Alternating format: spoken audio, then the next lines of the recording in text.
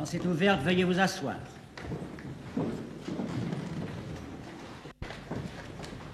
Accusé, quels sont vos noms et prénoms? Lusanger Solange Émilienne. Vous êtes né à quelle date et à quel endroit? Le 19 juillet 1949 à Douai. Quel est le prénom de votre père? Charles. Nom et prénom de votre mère? Jeanne Busseau. Asseyez-vous. Il va être procédé à l'appel des jurés. Vous voudrez bien répondre au présent et au fur et à mesure, je mettrai vos noms dans l'urne. Monsieur Rémy Darbas. Présent. Madame Luce Bonvoisin. Présent.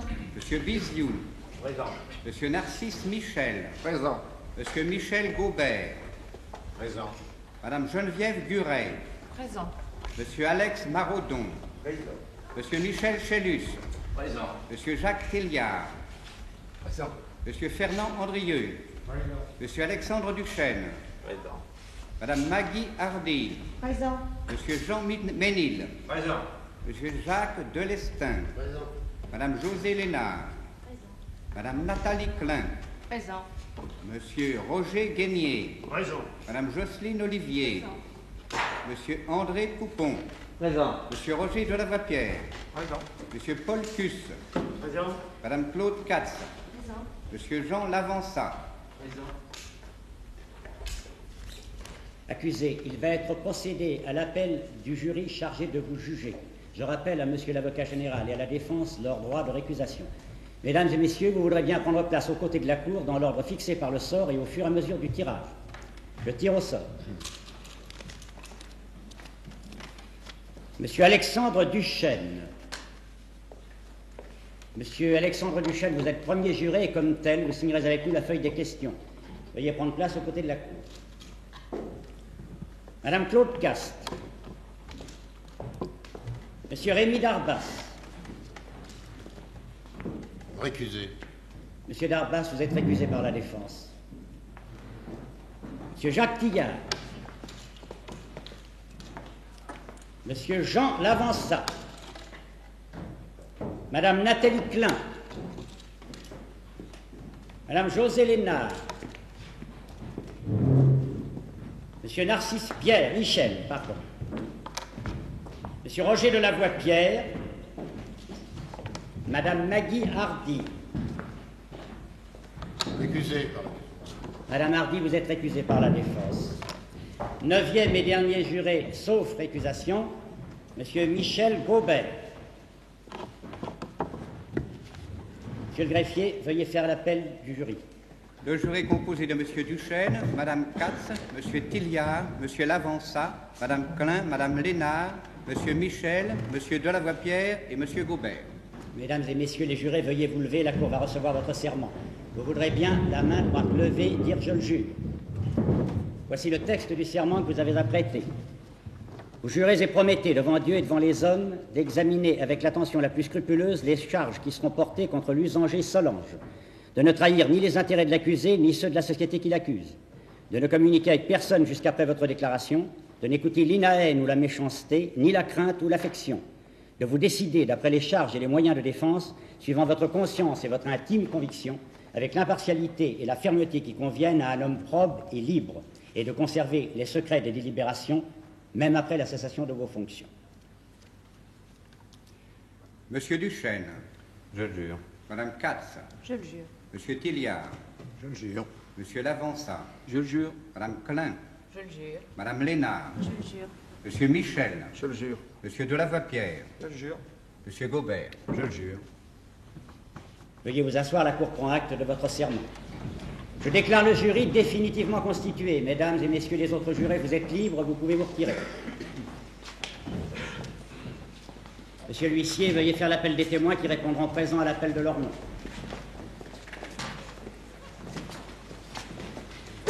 Témoin cité à la requête du ministère public, Monsieur Legrand.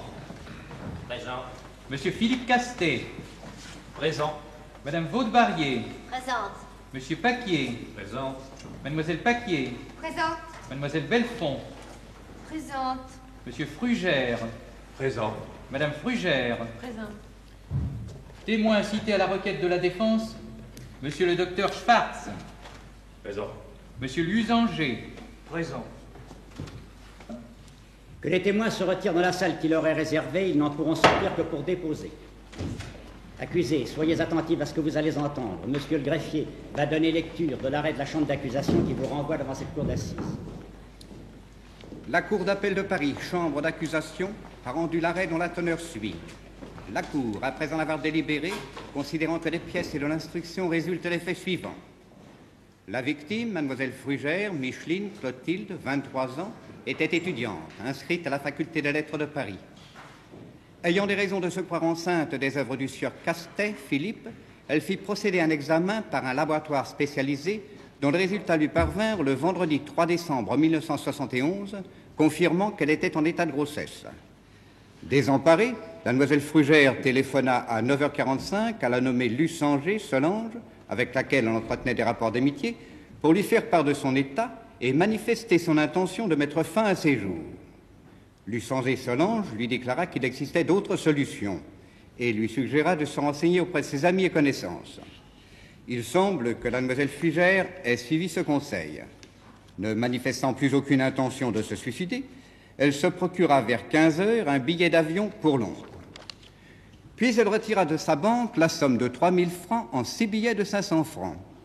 Elle donna un certain nombre de coups de téléphone, notamment à ses parents qui résident à Douai, Nord, ainsi qu'au sieur Castet, qui se trouvait en voyage professionnel à Oslo, Norvège.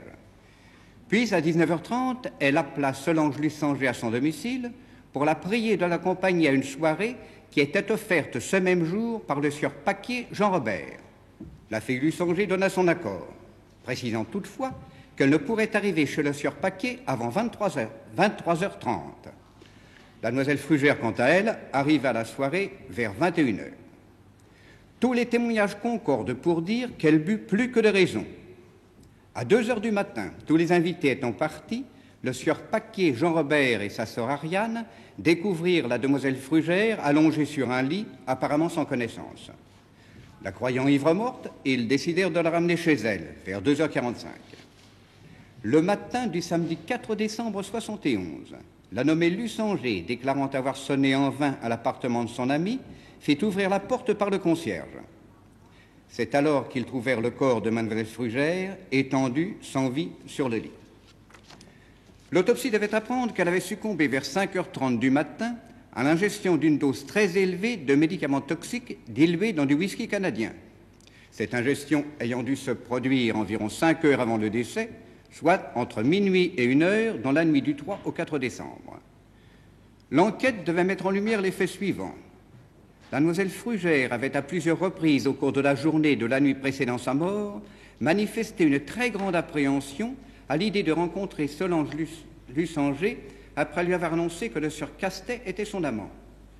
Elle n'ignorait pas le sentiment très vif que la fille Lusanger portait à Philippe Castet et redoutait une réaction très violente de sa part. Il était de notoriété publique que la demoiselle Frugère suivait un traitement médical et transportait constamment dans son sac des médicaments toxiques et dangereux. La pénombre qui régnait dans l'appartement du sieur Paquier Jean Robert ainsi que l'état d'ébriété dans lequel se trouvait la demoiselle Frugère permettait à l'inculpé de s'emparer facilement du sac de son ami pour y subtiliser l'argent qui s'y trouvait, ainsi que les médicaments, puis de lui faire absorber ces derniers dissous dans un verre d'alcool. Il fut impossible, malgré des recherches minutieuses, de retrouver les 3 000 francs en 6 billets de 500 francs. En revanche, au cours d'une perquisition effectuée au domicile de l'inculpé, on découvrit une somme de 3 000 francs en 6 billets de 500 francs dont elle fut incapable de justifier l'origine. Dit que des pièces et de l'instruction résultent charges suffisantes contre Lusanger, Solange et Milienne. Premièrement, d'avoir à Paris, le 3 et le 4 décembre 1971, en tout cas dans le ressort de la cour d'assises siégeant à Paris depuis moins de 10 ans, donné volontairement la mort à la demoiselle Frugère Micheline Clotilde. Deuxièmement, d'avoir à Paris, le 3 ou le 4 décembre 1971, en tout cas dans le ressort de la cour d'assises siégeant à Paris depuis temps non prescrit, soustrait frauduleusement la somme de 3 000 francs au préjudice de la demoiselle Frugère.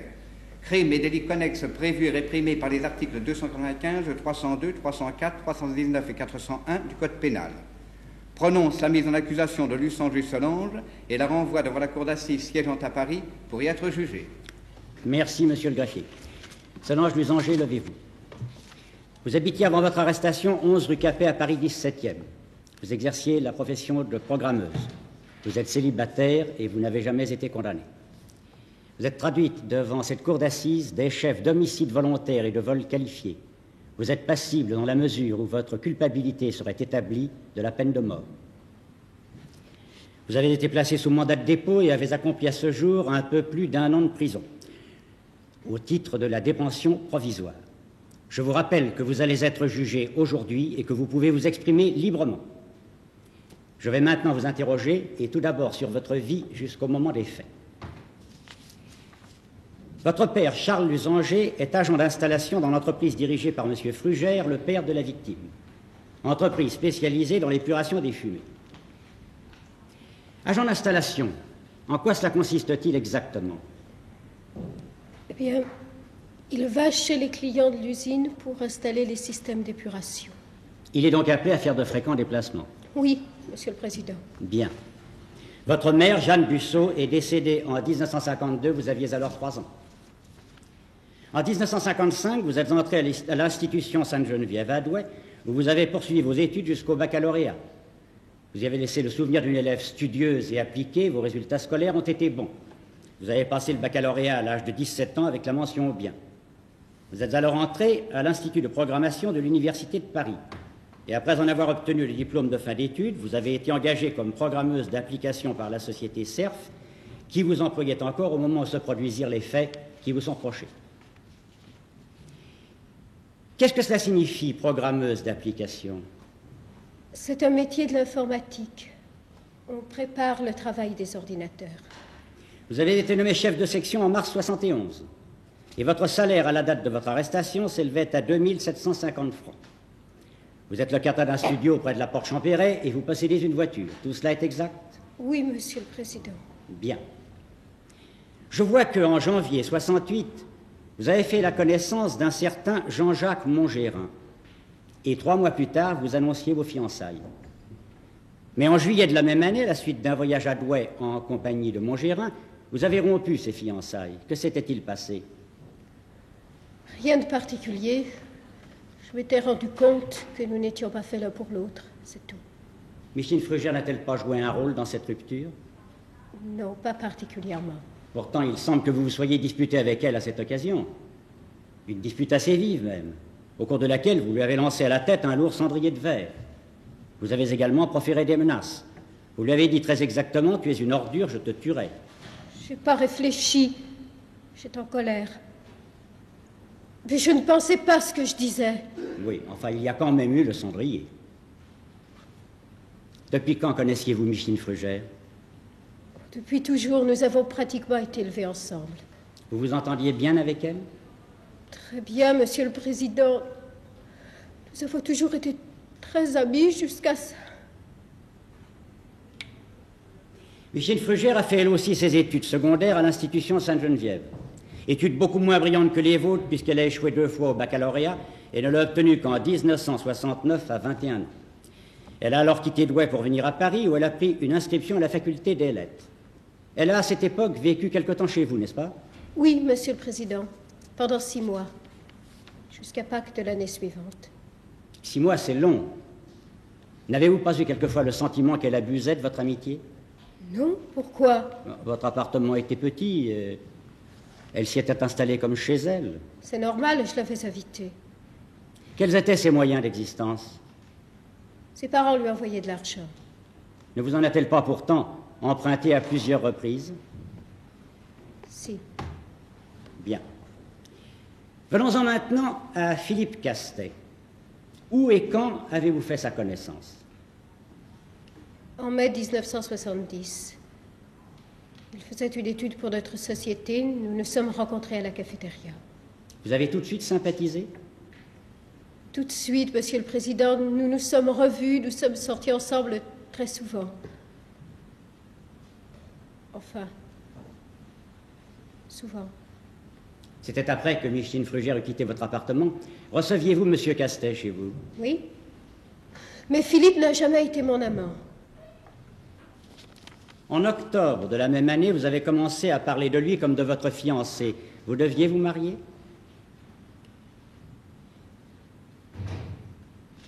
Eh bien,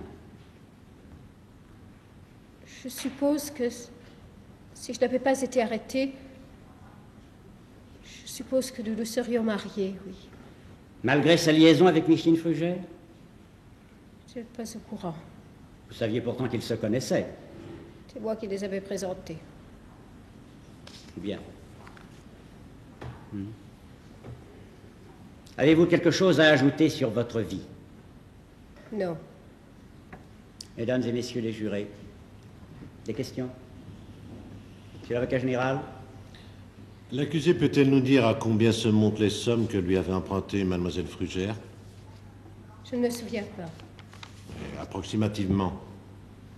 Moins de 3000 francs? Plus? Au total, certainement plus. Vous a-t-elle remboursé? Non. Elle a souvent voulu le faire et puis elle a oublié. Mademoiselle Frugère appartenait à un milieu aisé. Vos origines à vous sont beaucoup plus modestes. Votre père était en quelque sorte un contremaître. Enfin, disons un peu plus qu'un contremaître. N'avez-vous jamais souffert de cette différence? Certainement pas. Pas d'autres questions? Maître? Bien. Je vais maintenant vous interroger sur les faits qui vous sont reprochés. Que s'est-il passé le vendredi 3 décembre 1971? Micheline m'a téléphoné au bureau le matin pour me dire qu'elle était enceinte. Elle paraissait affolée. Elle m'a dit qu'elle voulait se suicider. Vous a-t-elle dit qui était le père de l'enfant à naître? Non. À aucun moment au cours de la journée du 3 décembre, elle ne vous a dit que Philippe Castet était son amant? Non, Monsieur le Président.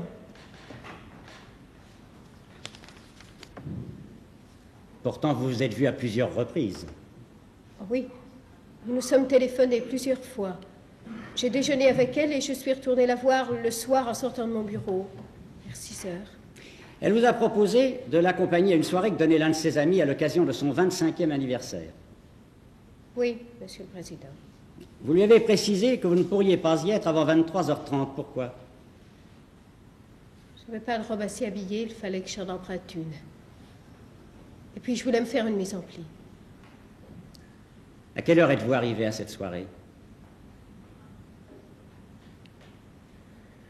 Je n'y suis pas allée.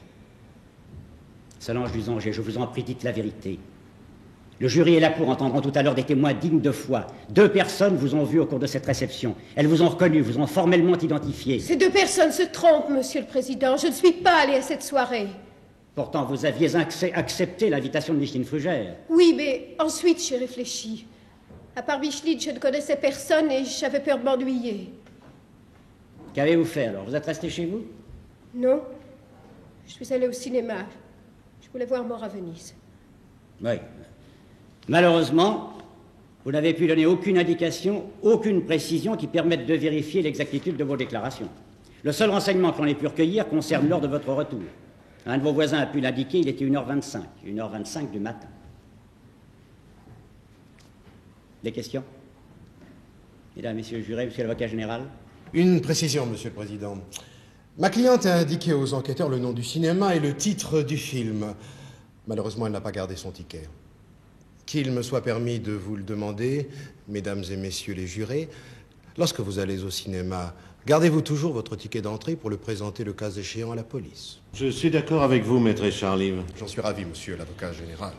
L'accusé, en effet, a donné le nom d'un cinéma proche de son domicile. Le ministère public s'est renseigné. Ce soir-là, la séance s'est terminée à minuit 20. Or, l'accusée n'est rentrée chez elle qu'à 1h25. Qu'a-t-elle fait entre-temps? Je l'ai dit à l'instruction, je me suis promenée. Monsieur le Président, voici une information communiquée par la météorologie nationale.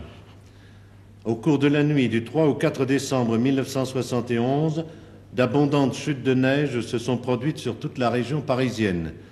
La température relevée sous abri était de -2 degrés. Un temps particulièrement propice à la promenade. J'aime la neige. Évidemment, après Mort à Venise, Précisément.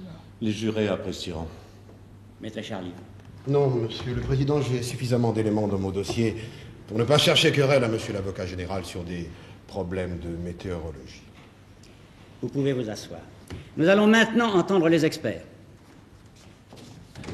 Monsieur le professeur Francis Ledin.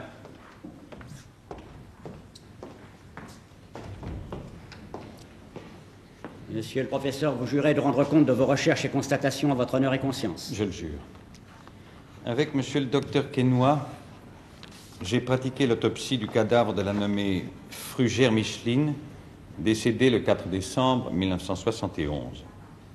Le décès a été causé par l'absorption massive, entre minuit et 1 heure du matin, de trimipranol 25, médicament à usage psychiatrique dont la dose mortelle est de 750 mg. On peut évaluer la dose absorbée à au moins 1,75 g, soit plus du double de la dose mortelle. Nous avons relevé à la surface du foie, des reins et du cerveau des suffusions hémorragiques qui traduisent l'état d'intoxication aiguë dans lequel se trouvait la victime. Par ailleurs, l'examen de l'utérus et de ses annexes a démontré l'existence d'une grossesse d'environ 7 semaines. Enfin, un prélèvement de sang au cœur a montré à l'analyse chimique une alcoolémie assez élevée d'1,35 g par litre. Des questions, mesdames et messieurs les jurés, monsieur l'avocat général, la défense, la Cour vous remercie, monsieur le professeur. Monsieur le docteur Berrieux.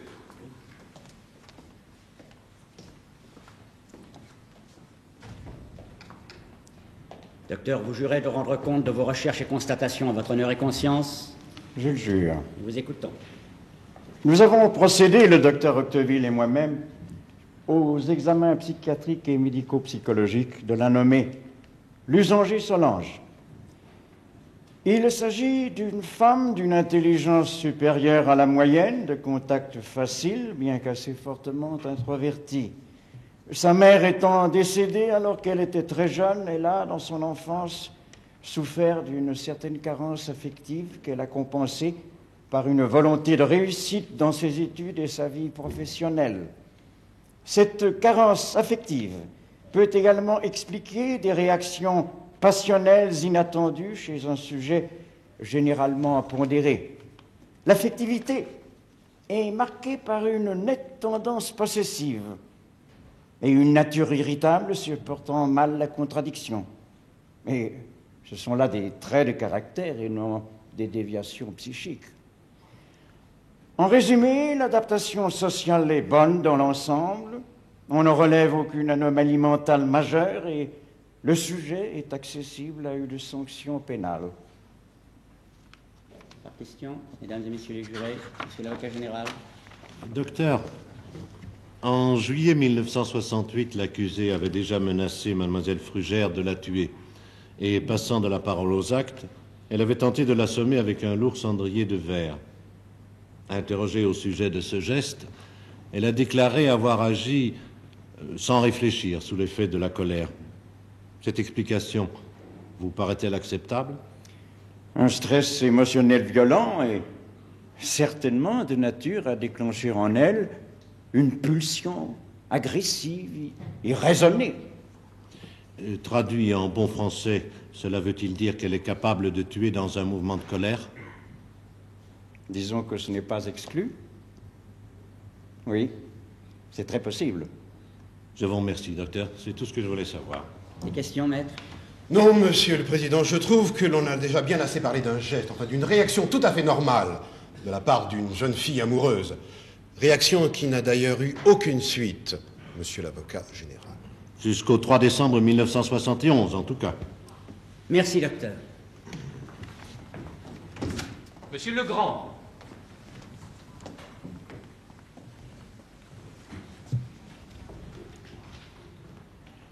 Quels sont vos noms, prénoms, âge, profession, domicile?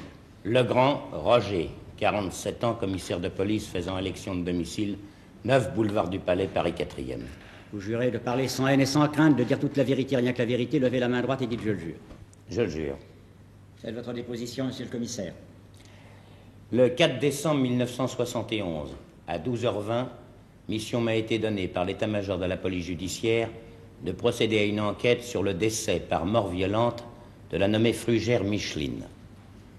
Je me suis rendu au domicile de celle-ci et j'y ai rencontré l'accusée, ici présente, qui semblait très émue par la mort de son amie. Elle m'a déclaré que celle-ci s'était certainement suicidée. J'ai découvert dans le sac de la victime 3 flacons de trimépranol 25, dont 2 étaient vides. Par la suite, l'enquête m'a appris que Micheline Frugère avait passé la soirée et une partie de la nuit précédant sa mort chez des amis.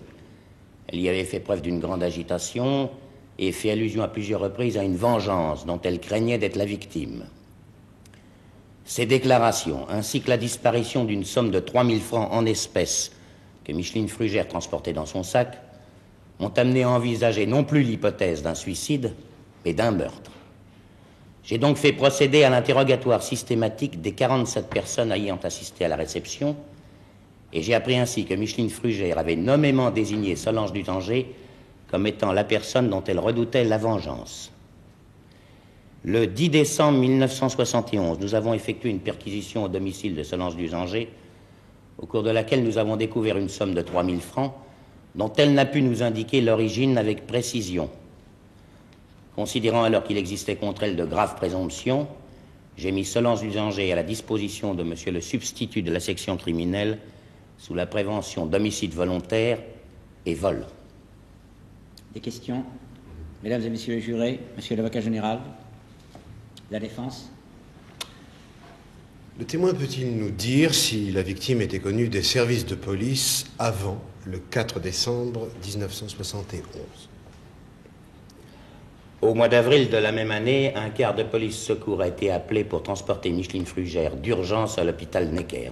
Pardon, à la suite d'un accident de la voie publique? Non, d'une tentative de suicide. Ah, mais voilà qui est très intéressant. Micheline Frugère avait donc déjà tenté de mettre fin à ses jours. Autrement dit, malgré les conclusions de votre enquête, monsieur le commissaire, l'hypothèse d'un suicide demeure fondée. Merci, monsieur le commissaire. Vous pourrez joindre votre service. Les pièces à conviction numéro 1, 2 et 3. Ce sont les flacons de médicaments.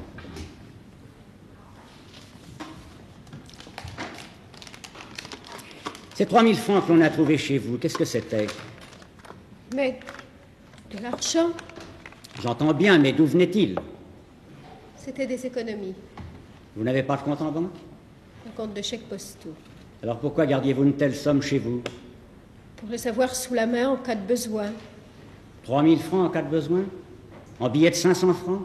Des billets neufs, monsieur le président, dont les numéros se suivent. Exactement comme si quelqu'un venait de les retirer au guichet d'une banque. Témoin suivant. Monsieur Philippe Castet.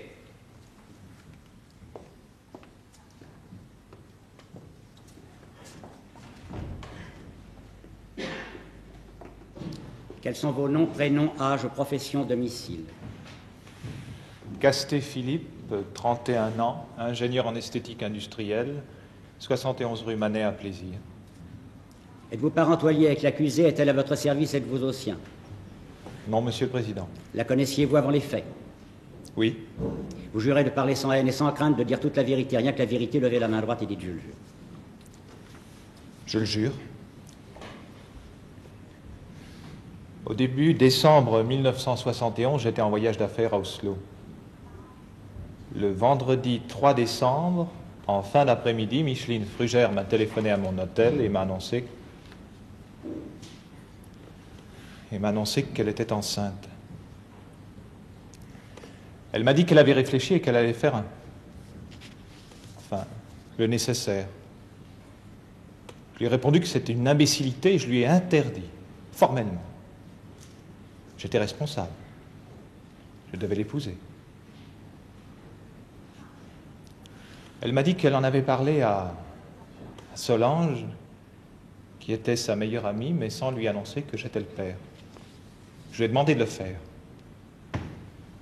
Elle a tergiversé en disant que Solange serait folle de jalousie et qu'elle était capable de la tuer. Je lui ai répondu que c'était de l'enfantillage et je lui ai demandé de le faire sans délai. Elle a fini par comprendre et m'a promis de lui téléphoner aussitôt que nous serions raccrochés. Voilà tout ce que je sais. Vous vouliez épouser mademoiselle Frugère, l'aimiez-vous? Les sentiments n'avaient rien à voir dans cette affaire. L'auriez-vous épousée si elle n'avait pas été enceinte? Non. Micheline n'était pas le genre de femme avec qui j'aimerais faire ma vie. Ça ne vous a quand même pas empêché d'en faire votre maîtresse. Solange Lusanger était-elle au courant de votre liaison? Non. Solange était très jalouse et Micheline préférait qu'elle ne le sache pas. Et vous avez accepté de ne rien lui dire? Je savais que cette aventure n'aurait qu'un temps. J'aime bien Solange. Enfin, j'aime beaucoup Solange. Il me paraissait inutile de la faire souffrir sans raison. Depuis quand la connaissez-vous? Près de 3 ans. Elle vous est très attachée, vous ne l'ignorez pas. Avant votre liaison avec Micheline Frugère, a-t-il été question de mariage entre vous? Non.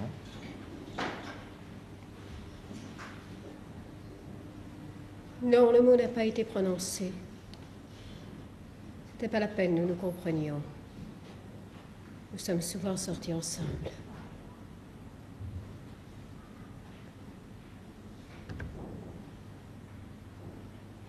Vous m'avez emmené au théâtre, au concert. Vous m'avez présenté à vos amis.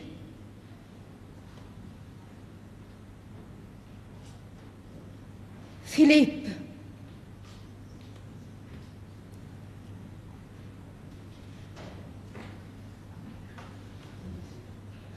J'aime votre intelligence, Solange.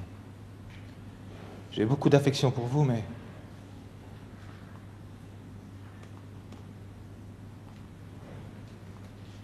Je vous demande pardon, Solange. Pardon? À moi?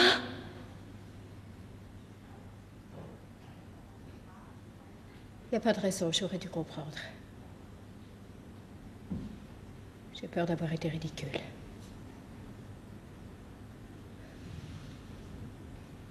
Merci de m'avoir dit la vérité, Philippe.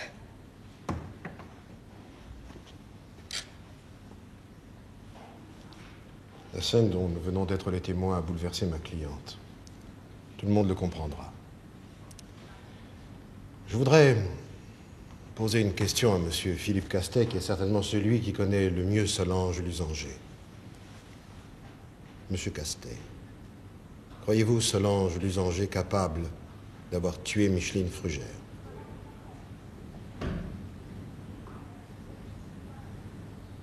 Pas un instant. Merci, monsieur. Témoin suivant. Madame Vaudevarier.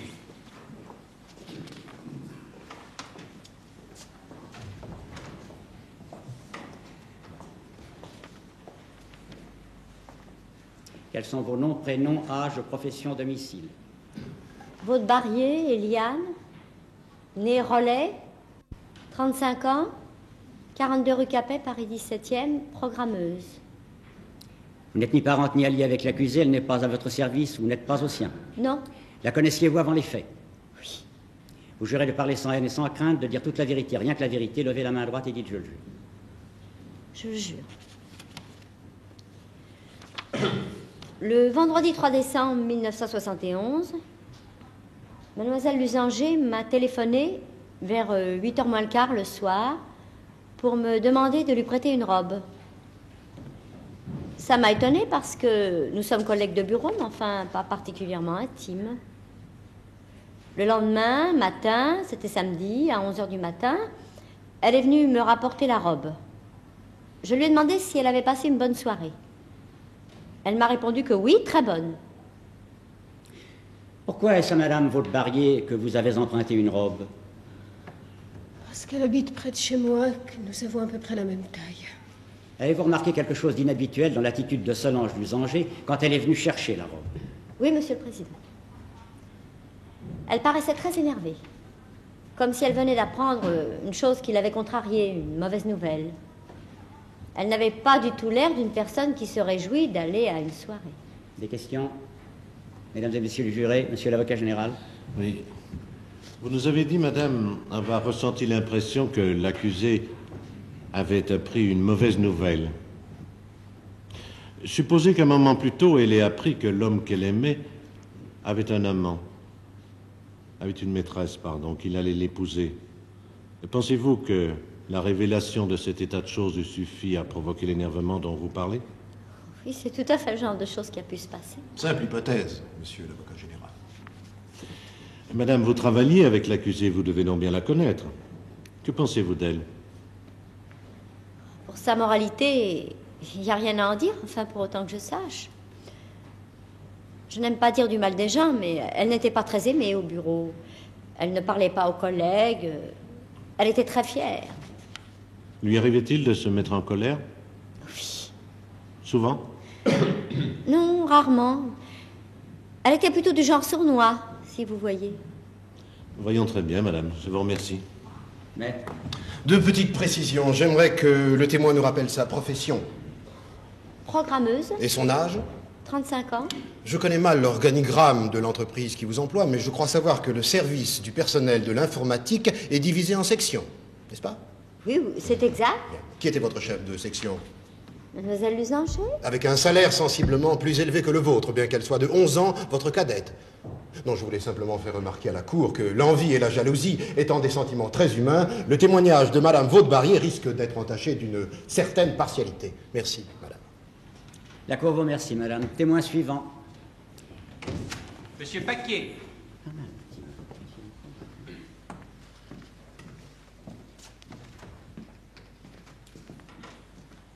Quels sont vos noms, prénoms, âge, profession, domicile? Jean-Robert Paquier, 26 ans, urbaniste, 37 rue Massenet, Paris 16e. Vous jurez de parler sans haine et sans crainte, de dire toute la vérité, rien que la vérité, levez la main droite et dites « je le jure ». Je le jure. J'avais invité des amis pour mon anniversaire. Micheline est arrivée vers 9h, elle m'a dit bonjour. Et elle m'a prévenu qu'elle avait invité une de ses amies qui devait arriver un peu plus tard. Je ne me suis pas spécialement occupé d'elle, sauf vers 11h. Je lui ai demandé si son amie était arrivée. Elle m'a dit que non, pas encore. Alors nous avons bavardé. Et elle m'a annoncé qu'elle était enceinte et qu'elle allait épouser Philippe Castet. Et ce Philippe Castet, c'était un de ses amis que j'avais vu une ou deux fois, avec lequel je n'avais pas sympathisé. Alors, je lui ai dit qu'à mon avis, elle allait faire une bêtise. Elle s'est mise à pleurer. Elle m'a dit qu'elle était foutue, qu'elle n'avait plus qu'à se suicider. Et que de toute façon, si elle ne se tuait pas, quelqu'un d'autre s'en chargerait à sa place. Et je ne l'ai plus revue jusqu'à 2h du matin. À ce moment-là, je l'ai trouvée étendue sur un lit. Il y avait un verre vide à côté d'elle. J'ai cru qu'elle était ivre-morte, ça lui arrivait souvent. Tout le monde était parti. J'ai appelé ma sœur, Ariane, nous l'avons ramenée chez elle. Et puis le lendemain, j'ai appris que... Mademoiselle Frugère n'a-t-elle pas à un moment donné ouvert son sac devant vous? Ah si, oui, j'oubliais. Quand elle m'a parlé de Philippe Castet, elle m'a montré des photos qui étaient dans son portefeuille. Et j'ai remarqué qu'elle avait beaucoup d'argent. Des billets de 500 francs. Combien? 5, 6? C'est possible, oui. Savez-vous à qui mademoiselle Frugère faisait allusion quand elle vous a dit que si elle ne se tuait pas, quelqu'un s'en chargerait à sa place? Oui, à son amie Solange. Vous souvenez-vous des termes qu'elle a employés? Exactement.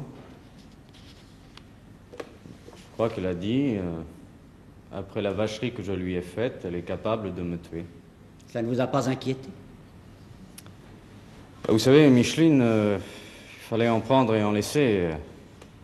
Elle aimait bien se rendre intéressante. Il y a 2 ans, presque 3, elle avait fait semblant de se suicider. Semblant? Oui. Nous devions aller au cinéma, toute la bande, et elle avait demandé qu'on vienne la prendre chez elle. Et elle avalé ses drogues une demi-heure avant. Donc elle savait bien qu'on arriverait à temps. À votre avis, pourquoi a-t-elle fait cela? Uniquement pour se rendre intéressante? Oh. Non, il devait bien avoir autre chose.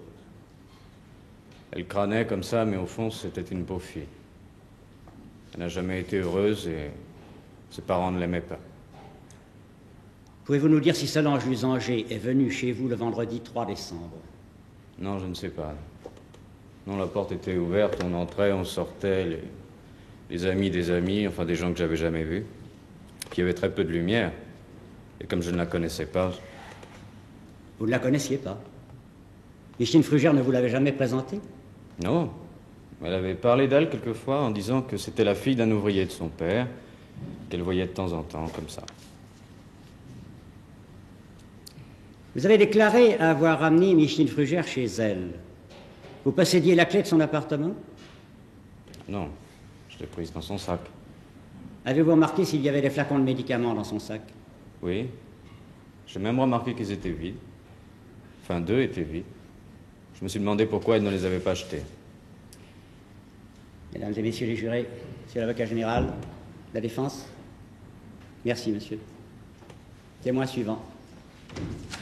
Mademoiselle Paquier.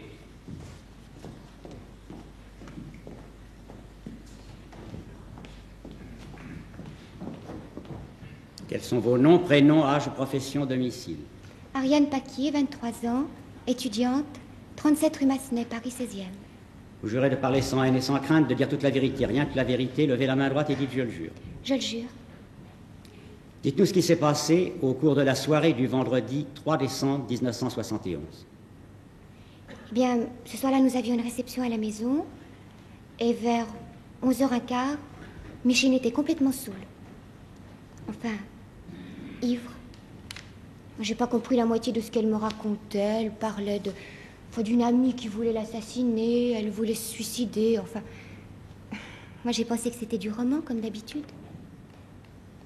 Et puis vers 2h du matin, tout le monde était parti, alors j'ai essayé de ranger un petit peu, et Jean-Robert m'a appelé.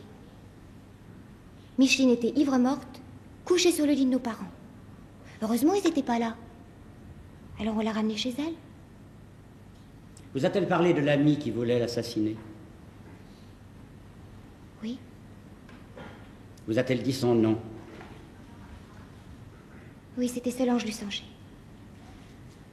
Vous connaissiez Solange Lusanger?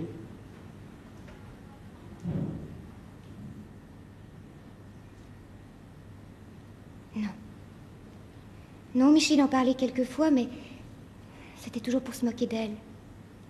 Elle disait qu'elle ne savait pas se coiffer, qu'elle était... Ah oui, mal fagotée. Enfin, des choses comme ça, quoi. En fait, j'ai souvent eu l'impression qu'elles étaient beaucoup plus liées que Micheline voulait bien le dire. Simplement, je crois qu'elle avait un peu honte de son amie. Pouvez-vous nous dire si Solange Lusanger est venue chez vous à la soirée du 3 décembre? À l'instruction, quand on nous a confrontés, oui. Oui, il m'a semblé l'avoir vue à la maison.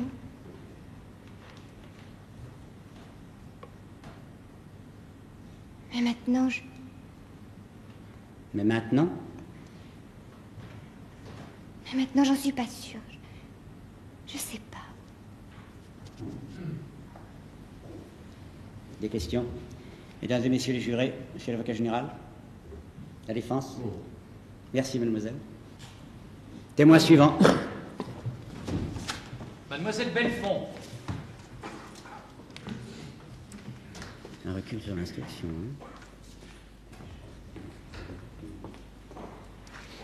Je le jure. Un instant, mademoiselle. Veuillez nous indiquer d'abord vos noms, prénoms, âge, profession, domicile. Isabelle Bellefond, 23 ans, étudiante. 2 Square Fontenelle, Neuilly-sur-Seine.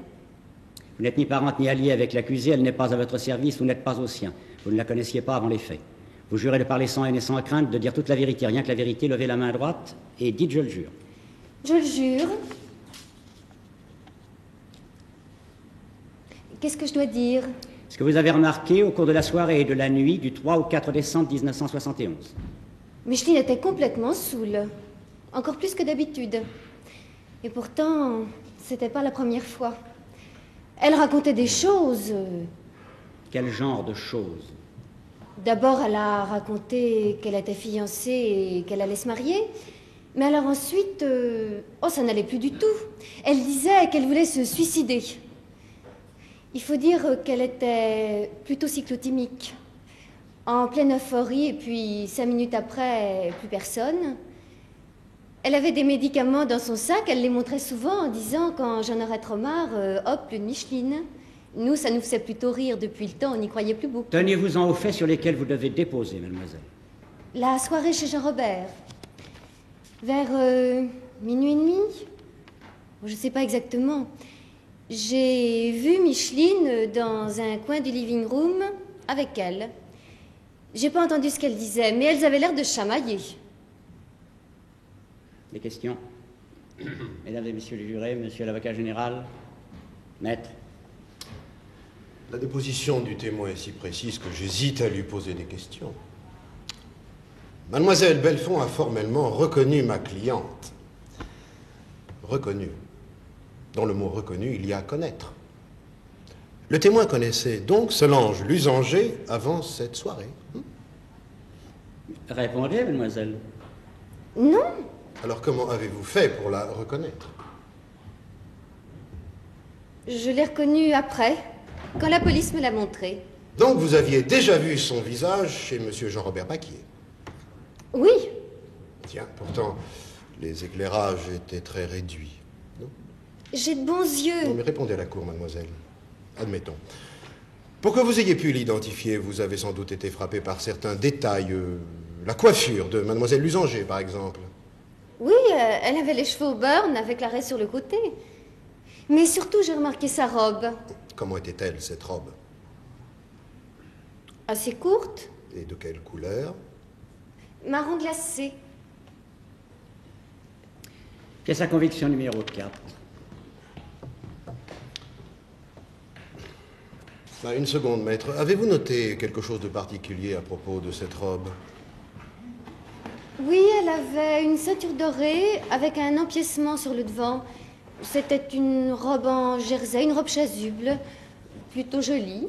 Et lorsque vous avez été confronté à ma cliente dans les locaux de la police, elle portait cette même robe? Oui.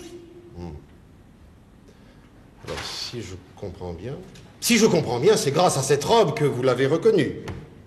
Bien sûr, puisque je ne l'avais jamais vue avant. En somme, ce n'est pas ma cliente que vous avez reconnue, mais la robe. Monsieur le Président, j'ai une requête à formuler. Je vous demande en vertu de votre pouvoir discrétionnaire d'entendre un témoin non cité, mais qui se trouve présentement dans cette salle. Il s'agit de mademoiselle Marthésé. Monsieur l'avocat général, pas d'objection? Si l'audition de ce témoin de dernière minute peut éclairer la cour et le jury. Huissier, veuillez appeler mademoiselle Marthésé, monsieur. Marthésé. Mademoiselle Marthésé.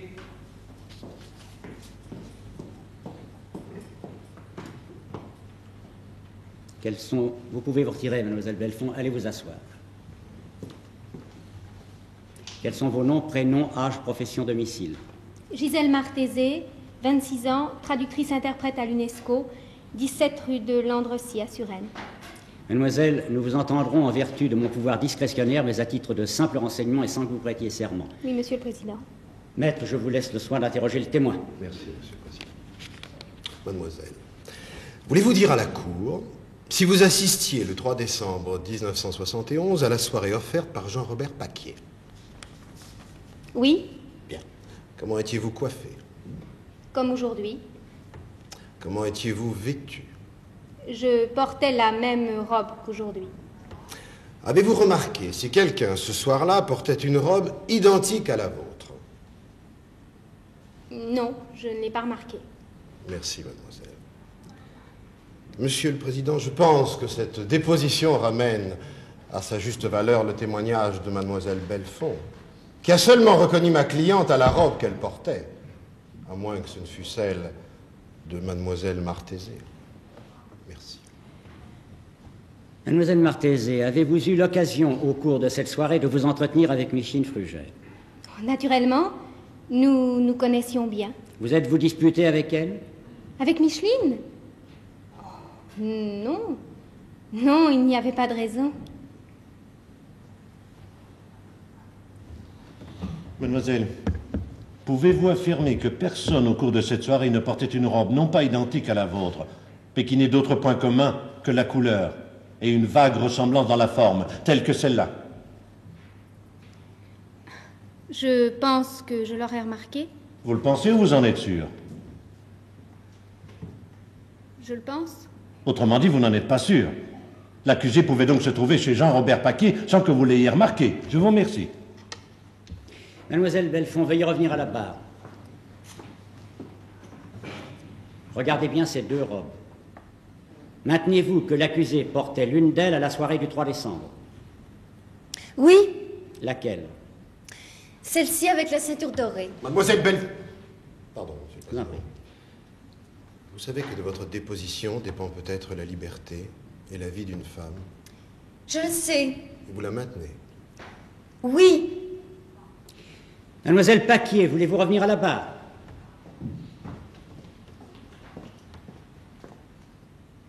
L'une des personnes présentes à la soirée du 3 décembre portait-elle la robe qui est sur cette table?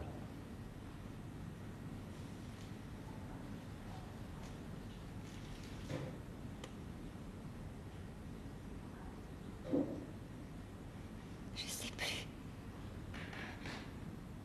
plus. Je sais plus. Merci, mademoiselle. Monsieur Fru.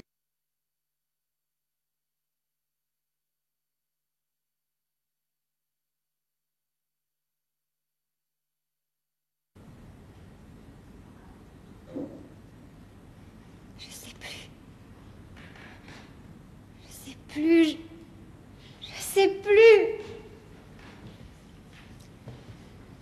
Merci, mademoiselle. Monsieur Frugère.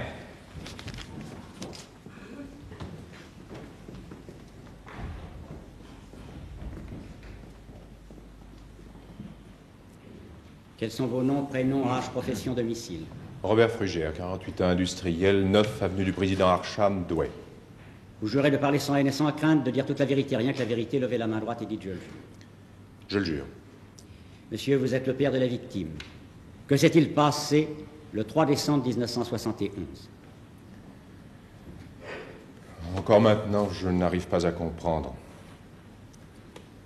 Ma fille Micheline m'a téléphoné à mon bureau dans l'après-midi. Ses propos étaient assez incohérents. Elle m'a parlé d'ennuis, sans préciser lesquels. Elle aurait voulu nous rencontrer. Elle souhaitait que nous venions à Paris, ma femme et moi. Je lui ai dit que c'était impossible. Alors elle a proposé de venir à Douai. Malheureusement, nous étions invités en Belgique. Pour une partie de chasse? Oui. Un de mes clients les plus importants avait organisé une partie pour moi et il m'était très difficile de ne pas y assister. J'ai proposé à Micheline de lui envoyer un chèque. Elle vous l'avait demandé? Non, mais en général, quand on a des ennuis. Elle a d'ailleurs refusé. Alors, nous avons bavardé encore quelques instants, et puis on m'a appelé sur une autre ligne. J'ai raccroché, et c'est la dernière fois que j'ai entendu sa voix. Vous n'avez pas d'autre enfant, je crois? Non. J'aurais voulu un fils, mais pour la santé de ma femme, les médecins nous l'ont interdit. Est-ce à cause de la santé de votre femme que vous aviez pris une gouvernante pour élever Micheline? Oui. Micheline est une enfant très difficile, très accaparante. Elle aurait voulu qu'on s'occupe d'elle toute la journée, mais je suis obligé de consacrer beaucoup de temps à mes affaires et ma femme est de santé fragile. Elle doit suivre des cures plusieurs fois dans l'année. En avril 71, votre fille Micheline a tenté de se donner la mort. Oui, je l'ai appris seulement au cours de l'enquête. Sur le moment, je n'en ai rien su. Micheline ne nous l'a pas dit. Sans cela, vous pensez bien. Qu'auriez-vous fait? Je ne sais pas, je lui aurais sans doute proposé de revenir à la maison. Sa mère se serait occupée d'elle. Vous connaissez l'accusé? Oui. Très bien. Son père est un de mes plus anciens collaborateurs. C'est un homme d'une conscience professionnelle comme on n'en rencontre pas souvent. Micheline et Solange étaient très amis. Vous la receviez chez vous? Assez rarement, je dois le reconnaître. Cela aurait pu créer une situation embarrassante, pour elle, bien entendu. Des questions, mesdames et messieurs les jurés? Monsieur l'avocat général? Monsieur, vous nous avez dit qu'aujourd'hui encore, vous ne compreniez pas. Pourtant, est-ce qu'un incident ne vous avait pas déjà amené en juillet 1968 à mettre en doute cette amitié exemplaire que l'accusé professait pour votre fille? En juillet 68, l'histoire Montgérin. Ça a été une affaire lamentable. La petite Solange était venue à la maison nous présenter un garçon avec lequel elle était fiancée. Et il a fallu que ma fille s'amourache bêtement de lui. Tout le monde savait que ce ne serait qu'un feu de paille. Mais Solange a pris cela très mal. Elle est venue à la maison nous faire une scène très pénible. Elle menaçait ma fille et j'ai été obligé de la prier de sortir. Alors elle a saisi un cendrier et l'a lancé en direction de Micheline. Elle l'a blessée? Évidemment.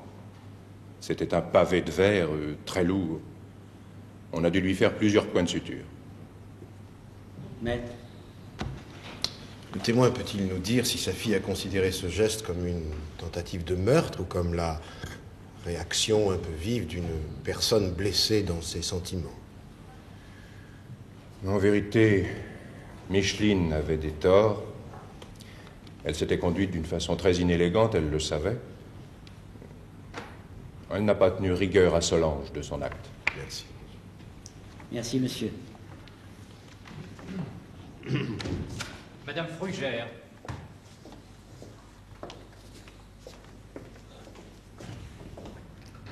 Veuillez approcher, madame. Quels sont vos noms, prénoms, âge, profession, domicile? Suzanne Frugère, 45 ans sans profession. 9 avenue du Président Archam, Douai. Vous jurez de parler sans haine et sans crainte, de dire toute la vérité, rien que la vérité, levez la main droite et dites « je le jure ». Je le jure. Pourquoi? Pourquoi avez-vous fait ça? Solange, nous vous aimions tous. Micheline.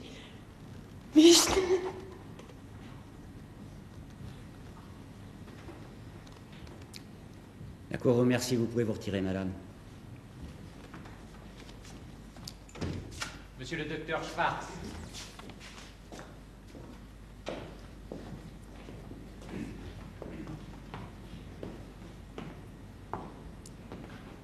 Quels sont vos noms, prénoms, âge, profession, domicile? Arnold de Schwartz, 48 ans, docteur en médecine, 21 rue des Ciseaux, Paris 6e. Êtes-vous parente ou alliée avec l'accusé? Est-elle à votre service? Êtes-vous au sien? Non. La connaissiez-vous avant les faits? Non. Vous jurez de parler sans haine et sans crainte, de dire toute la vérité, rien que la vérité, levez la main droite et dites « je le jure ». Je le jure. Maître Charlive, le témoin étant cité par la défense, je vous laisse le soin de l'interroger. Merci, monsieur. Docteur, vous êtes psychiatre. Vous avez suivi mademoiselle Frugère de juillet 1970, si mes renseignements sont exacts, jusqu'à sa mort. Pouvez-vous préciser à la Cour, sans trahir le secret professionnel, la nature des soins que vous lui avez prodigués? Mademoiselle Frugère souffrait de mélancolie dépressive. Autrement dit, une dépression nerveuse. Si vous voulez. On a souvent parlé au cours de ces débats de ces sautes d'humeur. Un témoin a même parlé de cyclothymie. Oui, c'est tout à fait normal. Les états dépressifs entraînent des désordres caractériels et des troubles de l'humeur, alternativement dans le sens de l'abattement et dans celui de l'excitation. C'était le cas de mademoiselle Frugère, qui présentait un terrain psychologique extrêmement sensible, certainement depuis la première enfance. Si sa famille avait eu à son égard une attitude plus ferme, plus protectrice, l'évolution aurait été toute différente. Malheureusement, elle était laissée un peu à l'abandon. Je ne pense pas trahir le secret professionnel en rappelant cet état de choses dont ma malade ne faisait pas mystère et qui était connu de tous ses amis. Docteur, lui aviez-vous prescrit du trimépranol 25? Oui. N'est-ce pas un médicament qui présente un certain danger potentiel? Oui, bien sûr. Toute médaille a son revers. L'arsenal de la chimiothérapie neuroleptique et antidépressive s'est considérablement enrichi au cours des 10 dernières années. Nous possédons maintenant des armes d'une très grande efficacité, à condition toutefois d'en respecter la posologie, évidemment. Sinon... Bien sinon, tout peut arriver. Docteur, est-ce avec l'une de ces drogues que mademoiselle Frugère avait déjà tenté de se suicider en avril 1971? Non, pas exactement. De toute façon, je ne pense pas que l'intention suicidaire ait été réelle. Et pourquoi? Parce qu'elle n'est pas morte? Non, parce qu'elle n'a pas agi comme quelqu'un qui voulait mourir. Et le 3 décembre 1971, pensez-vous que l'intention ait été réelle? Oh, vous savez, maître, en matière d'autolyse, enfin de suicide, il est bien difficile d'émettre un jugement définitif. Docteur, je vais vous poser avec brutalité la question à laquelle maître Charlive aimerait vous entendre répondre. Pouvez-vous affirmer à la Cour que dans la nuit du 3 au 4 décembre 1971, Mademoiselle Frugère n'a pas été victime d'un meurtre, comme nous avons toute raison de le croire, mais qu'elle s'est volontairement et délibérément donné la mort? Comment voulez-vous que je réponde à une telle question? C'est impossible.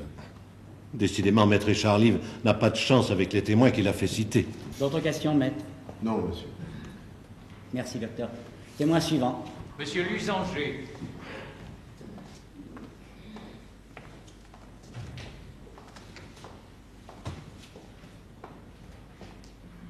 Quels sont vos noms, prénoms, âge, profession, domicile? Lusanger Charles, 52 ans, agent d'installation. 35A, Cité Claire Blanchille, Douai. Monsieur, vous êtes le père de l'accusé. À ce titre, vous ne pouvez déposer sous serment.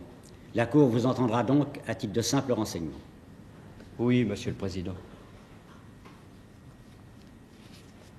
Je ne sais pas quoi vous dire, Monsieur le Président. Je n'ai eu que des satisfactions avec Solange.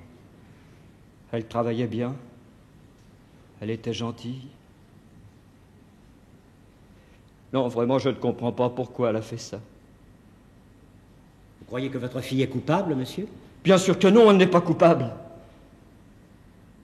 Et quand je la vois là, si on l'y a amenée, c'est qu'il y a une raison.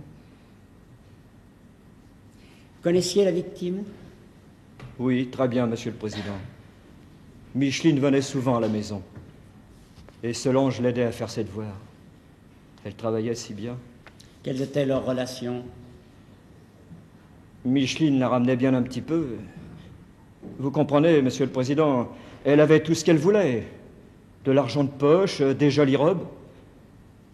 Elle se moquait souvent de Solange, disant qu'elle était mal habillée et qu'elle n'était pas coquette.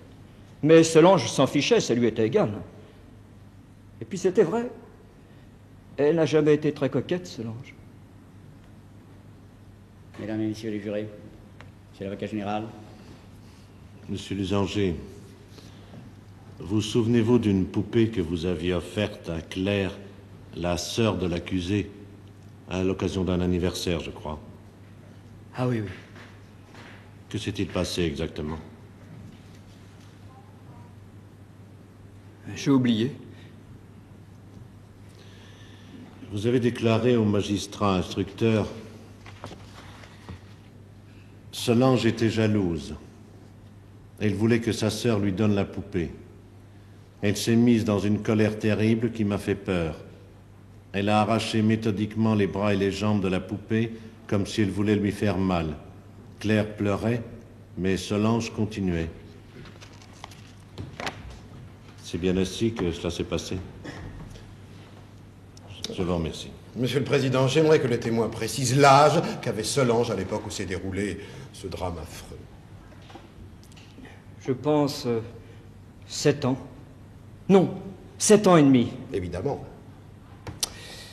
Les colères d'une enfant de 7 ans et demi sont la preuve d'un caractère jaloux et violent, qui la conduira inéluctablement quelques 20 ans plus tard devant une cour d'assises. Merci, monsieur. La Cour vous remercie, monsieur.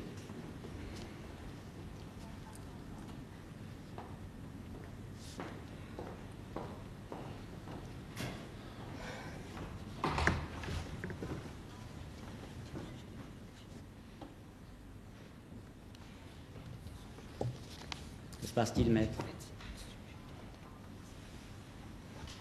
Monsieur le Président, ma cliente désire faire une déclaration. Nous vous écoutons.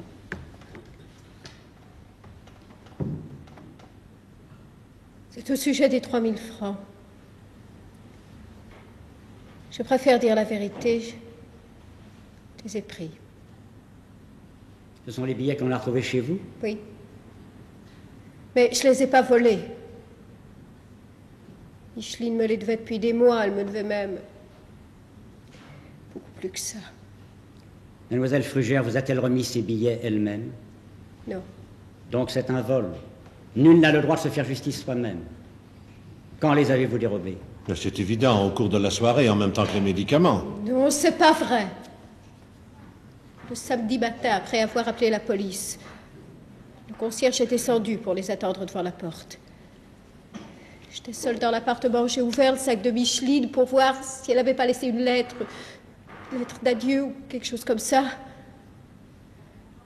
J'ai vu les billets alors. J'ai pas réfléchi.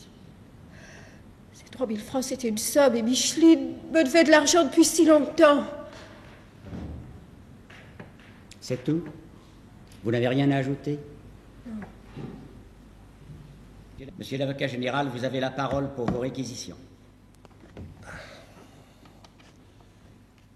Monsieur le Président, Messieurs de la Cour, Mesdames et Messieurs les jurés, tout au long de ces débats, je me suis demandé quel concours de circonstances avait amené cette jeune fille à commettre le crime pour lequel vous allez la juger.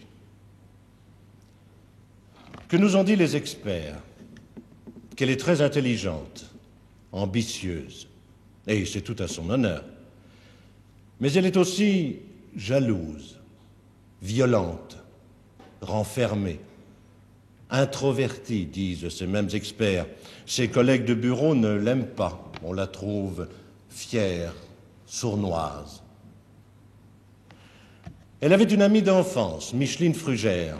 Oh, ce n'était pas une sainte, Micheline Frugère, persuadée que la fortune de ses parents lui donnait tous les droits, notamment celui de considérer Solange Lusanger comme son bien, comme sa chose. N'est-elle pas la fille d'un employé de son père? Alors le soir après l'école, comme elle est mauvaise élève, Solange l'aide à faire ses devoirs. Plus tard, elle a 20 ans et c'est déjà une femme, elle s'amuse à séduire le fiancé de Solange. Quand elle vient à Paris, elle s'installe chez Solange, pendant des mois comme en terrain conquis. Si le chèque paternel tarde à arriver, elle emprunte de l'argent à Solange. Et lorsque celle-ci lui demande de la rembourser, eh bien, elle oublie. Voilà une amitié bien encombrante. Mais Solange ne dit rien. Elle sait que Micheline a honte de se montrer en sa compagnie, qu'elle se moque d'elle, répétant partout qu'elle est laide, qu'elle ne sait pas se coiffer, qu'elle est mal fagotée. Mais Solange ne dit toujours rien. Elle accepte tout. Simplement, au fil des mois et des années, à mesure que les vexations se multiplient, sa rancœur grandit. C'est naturel. Et son amitié pour Micheline se transforme peu à peu en un sentiment tout différent.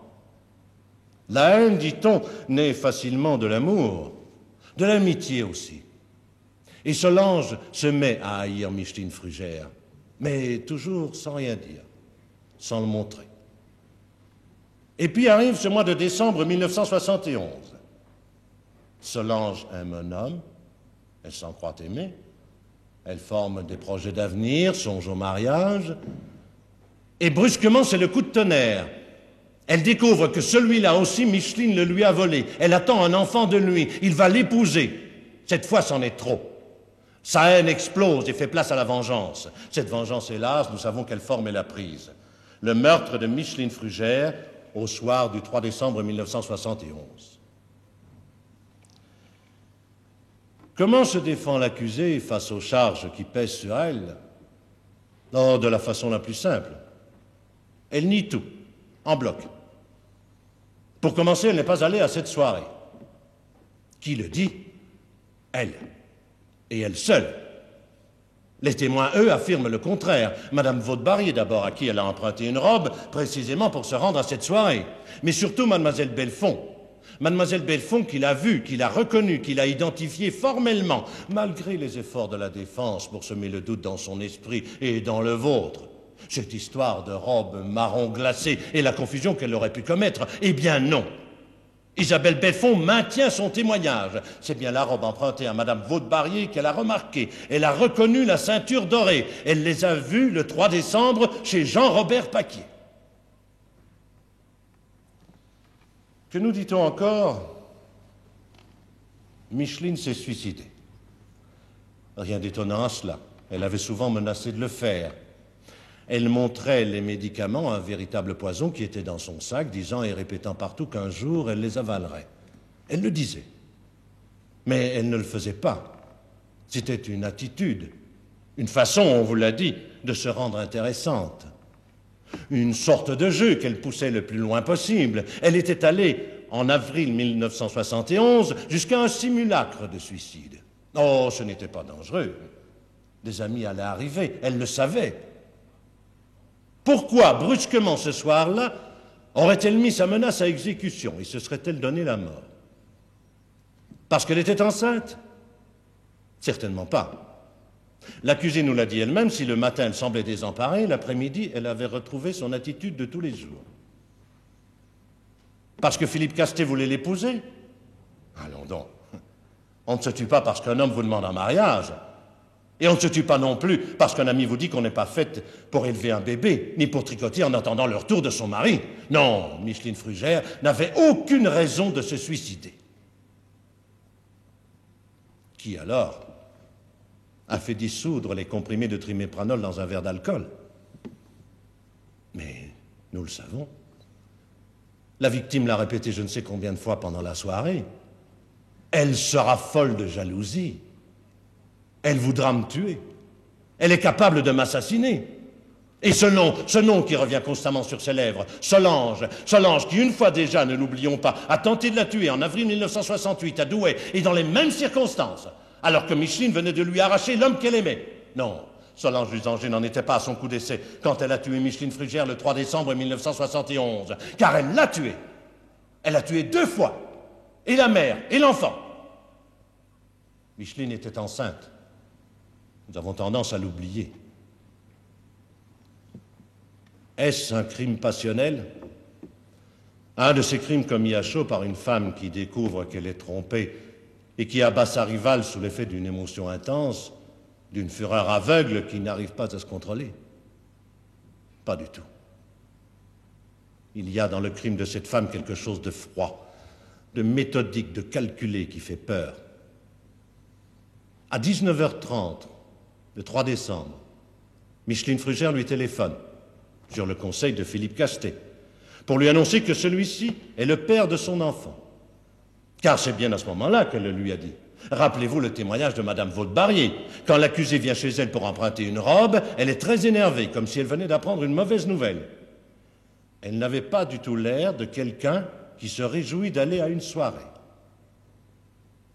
Alors, pourquoi a-t-elle accepté d'y aller à cette soirée? Mais parce qu'elle sait qu'il y aura beaucoup de monde, qu'on ne fera pas attention à elle. D'ailleurs, personne ne la connaît. Peut-on rêver circonstances plus favorables?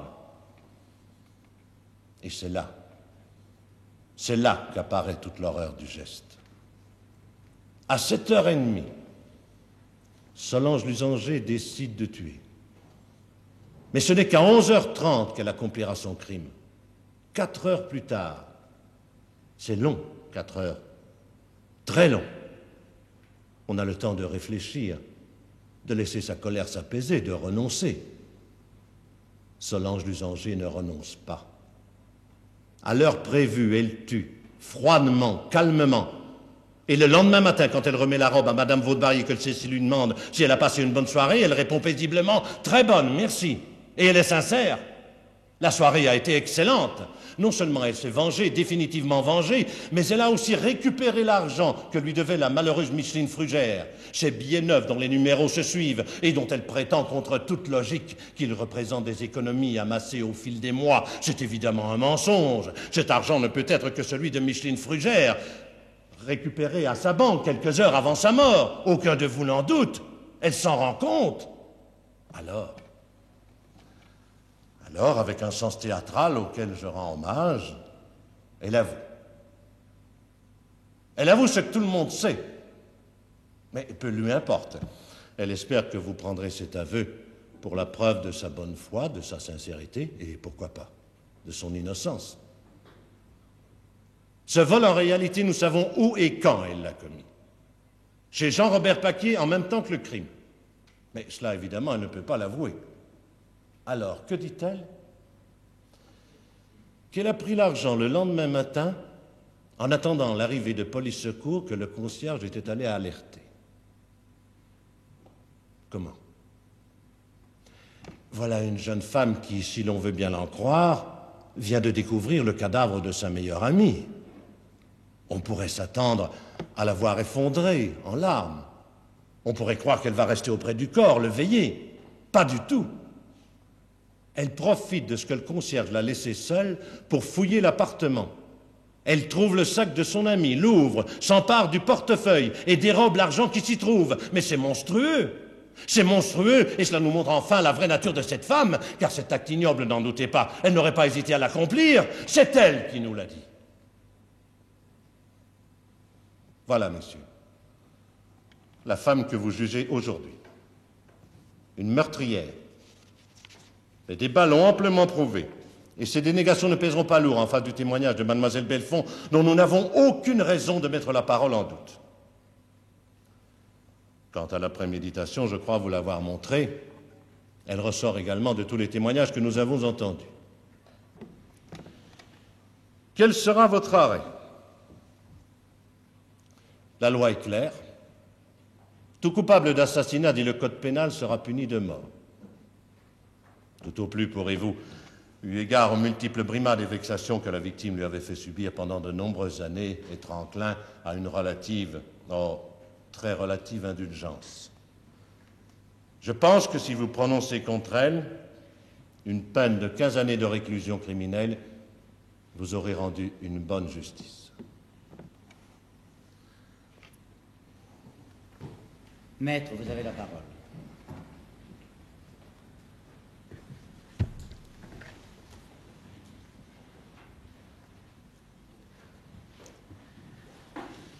Je demeure confondu. Après avoir constaté, comme tout le monde, l'inanité des charges et la faiblesse des témoignages, je pensais que monsieur l'avocat général allait abandonner l'accusation et demander la mise en liberté immédiate de ma cliente. Eh bien non. Il requiert 15 ans de réclusion criminelle. À quel titre? En vertu de quelle évidence? Où sont les preuves de sa culpabilité? Ah, on les a cherchées, ces preuves, mais on n'a rien trouvé. Alors on se rabat sur ce qu'on peut. Un ticket de cinéma que ma cliente n'a pas conservé. Une poupée cassée. Un cendrier de verre. Quelques menaces proférées 3 ans plus tôt dans un moment de colère. Et l'on feint d'oublier l'essentiel. L'amitié. Une grande et belle amitié qui durait depuis l'enfance. Une de ces amitiés qui reposent sur une confiance totale, absolue. Lorsque Micheline Frugère se découvre enceinte, qui appelle-t-elle à son secours? Solange, qui abandonne tout pour accourir. Qui la voit plusieurs fois par jour, qui téléphone toutes les heures. Où donc est cette haine, cette rancune dont parle monsieur l'avocat général?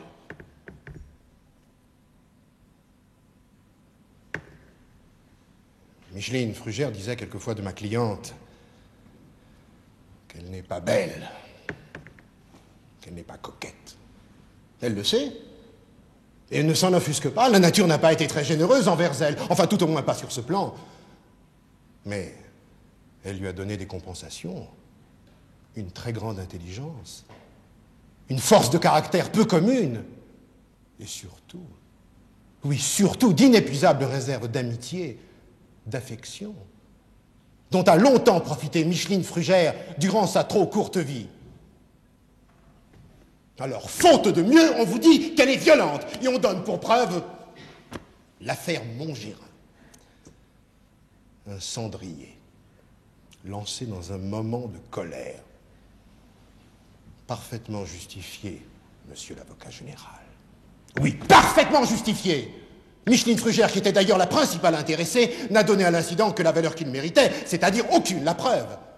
Débarquant quelques semaines plus tard à Paris, c'est à la porte de Solange qu'elle va frapper. Et Solange la reçoit pendant des mois, mais parce qu'elle est heureuse de la savoir près d'elle, chez elle, avec elle, où donc est cette rancune, cette haine dont parle monsieur l'avocat général. Et où sont les preuves qui vous permettent de tenir Solange Lusanger responsable de la mort de Micheline Frugère?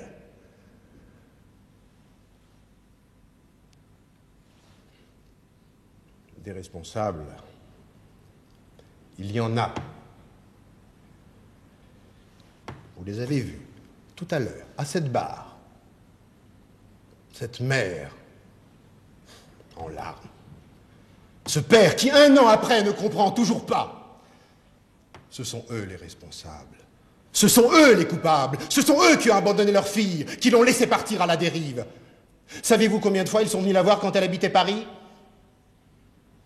Une fois. Une seule fois. Et encore était-ce à l'occasion d'un voyage d'affaires. Et lorsqu'un jour Micheline Frugère leur téléphone pour leur demander de l'aide, de l'affection, ils n'ont d'autre réponse que de l'argent à lui proposer. Ce sont eux qui ont tué leur fille, ou plutôt qui l'ont laissée mourir, ce qui est bien pire. Mais que voulez-vous, quand la chasse, les affaires, les cures, le bridge occupent tout votre temps, on ne peut pas en plus s'occuper d'une enfant qui réclame de l'affection. De l'affection! Oh, oh, quelle drôle d'idée! Un chèque en tiendra lieu. Et lorsqu'un jour, l'enfant mal aimé se suicide, alors on ne comprend plus.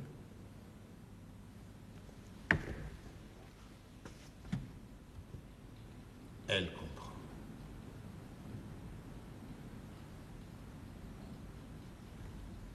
Elle comprend.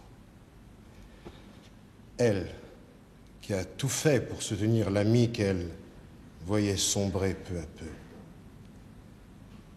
Mais le 3 décembre 1971, elle a été impuissante.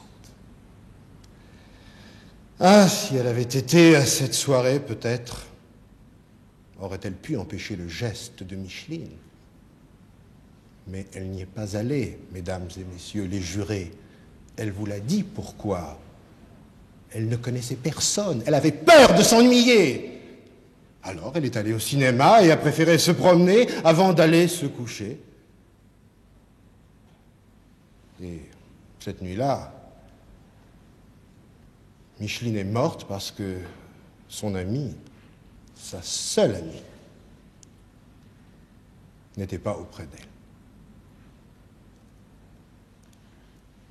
J'aurais voulu demander l'acquittement. Je suis sûr que vous l'auriez accordé. Mais il y a les 3 000 francs.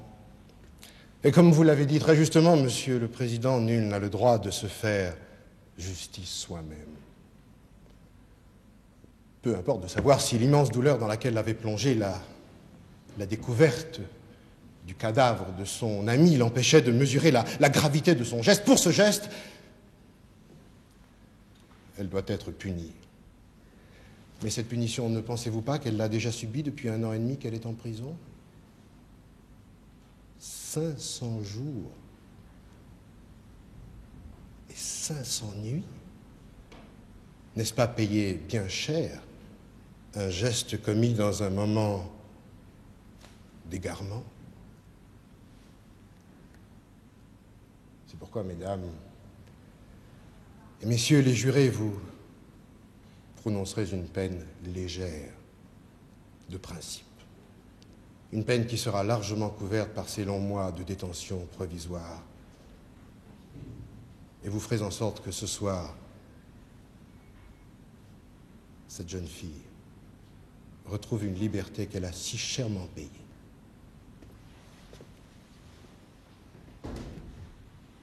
Accusé, avez-vous quelque chose à ajouter pour votre défense? Je voudrais dire seulement, je regrette. Je regrette d'avoir pris cet argent. Mais j'ai pas tué Micheline. Les débats sont terminés. J'ordonne que le dossier de la procédure, à l'exception de l'arrêt de renvoi, soit déposé entre les mains de monsieur le greffier. Les questions posées étant conformes à l'arrêt de renvoi, nous en considérons la lecture comme faite. Mesdames et messieurs, avant que nous nous retirions pour délibérer, je dois vous donner lecture de l'instruction suivante. La loi ne demande pas compte aux juges des moyens par lesquels ils se sont convaincus. Elle ne leur prescrit pas de règles desquelles ils doivent faire particulièrement dépendre la plénitude et la suffisance d'une preuve. Elle leur prescrit de s'interroger eux-mêmes dans le silence et le recueillement et de chercher dans la sincérité de leur conscience quelles impressions ont faites sur leur raison les preuves rapportées contre l'accusé et les moyens de sa défense. La loi ne leur fait que cette seule question qui renferme toute la mesure de leur devoir. Avez-vous une intime conviction? J'invite le chef de service des gardes à faire garder les issues de la chambre des délibérations dans laquelle personne ne pourra pénétrer pour quelque cause que ce soit sans mon autorisation. Mesdames et messieurs les jurés, veuillez vous rendre dans la chambre du conseil pour y délibérer avec la cour. Nous n'en pourrons sortir qu'après avoir pris notre décision. Garde, faites retirer l'accusé de l'auditoire. L'audience est suspendue.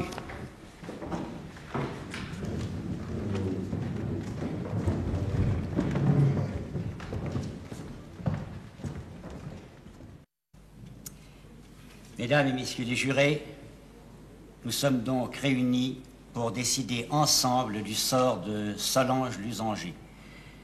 Vous savez qu'elle est âgée de 24 ans, célibataire, et qu'elle est traduite devant cette cour d'assises sous la qualification d'assassinat et de vol, ce qui la rend passible si nous retenions sa culpabilité et la préméditation de la peine de mort.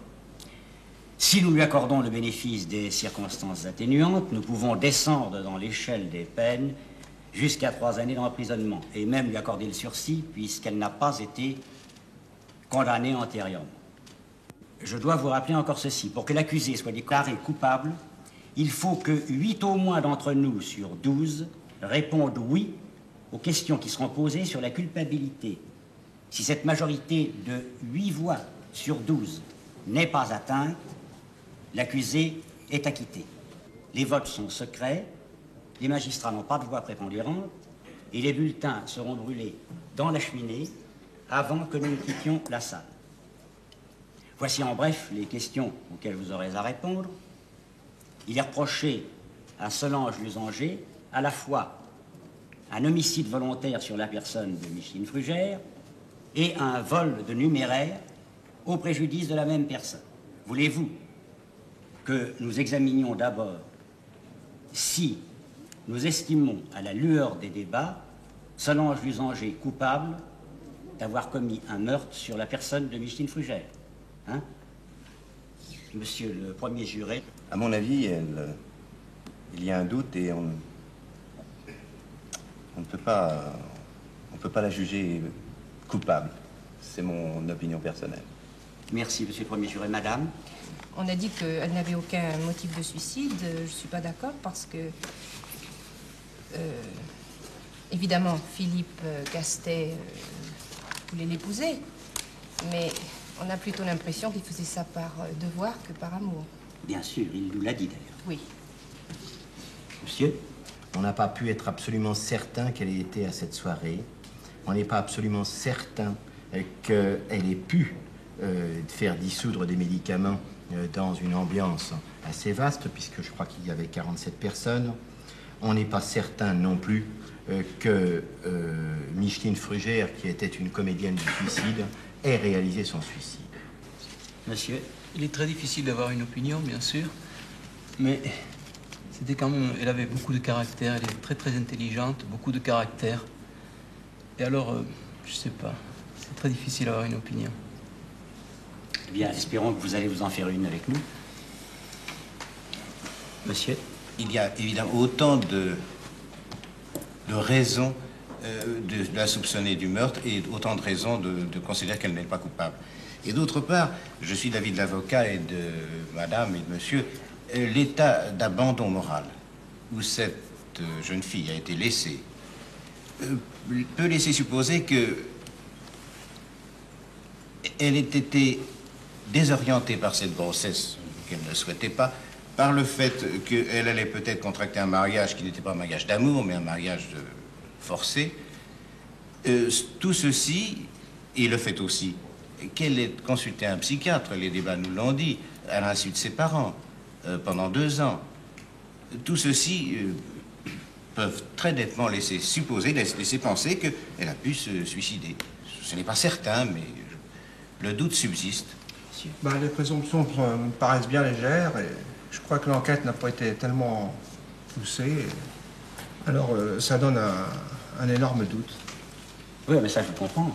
Mais la disposition du commissaire ne concerne que sa constatation du décès de Micheline Frugère à son domicile. Je ne trouve pas que c'est concluant.